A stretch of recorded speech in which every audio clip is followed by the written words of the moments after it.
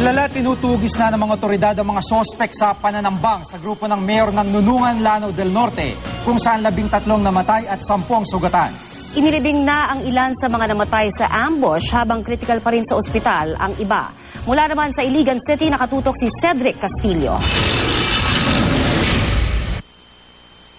Tukoy na raw ng pulisya ang mga posibleng nasa likod ng madugong pananambang sa convoy ni incumbent Nunungan Mayor Abdul Malik Manamparan sa Lanao del Norte hapon itong Huwebes. Para hindi ma-derail yung pagdandar natin ng investigation, kinakailangan muna natin huwag banggitin yung mga pangalan ng ating mga tinutumbok na mga suspect. Depende sa outcome ng ating investigation at depende sa affidavit ng mga witnesses natin kukunin, saka tayo makakapag-conclude kung ito ba talaga ay rido o politically motivated. Patuloy ang pagkalap ng ebidensya at manhunt operations laban sa mga sangkot sa krimen.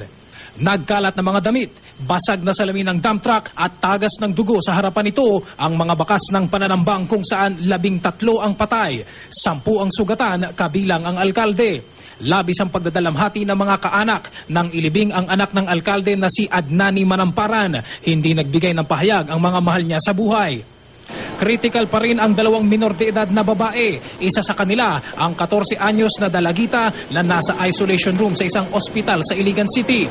Ayon sa mga kamag-anak ng biktima, hindi bababa sa 6 na tama ng bala ang kanyang tinamo. 3 rito ay sa kanyang kanang tagiliran. Pamangkin ng alkalde ang biktima. Law-abiding citizen sila sa Nunungan. Mga volunteer sila para sumama sa rally ng mga kandidato sa lugar namin.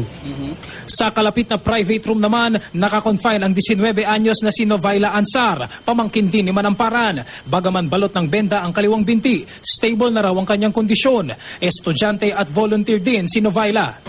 Tumatakbo sa pagka-vice alkalde ng Nunungan si Manamparan. Kasunod ng ambush, pinaigting ang seguridad sa Lanao del Sur at Lanao del Norte. Ang Philippine Army nagtalaga ng mahigit 100 sundalo para tumulong sa pagbibigay seguridad sa lugar. Mula rito sa Iligan City, Cedric Castillo, nakatutok, 24 oras.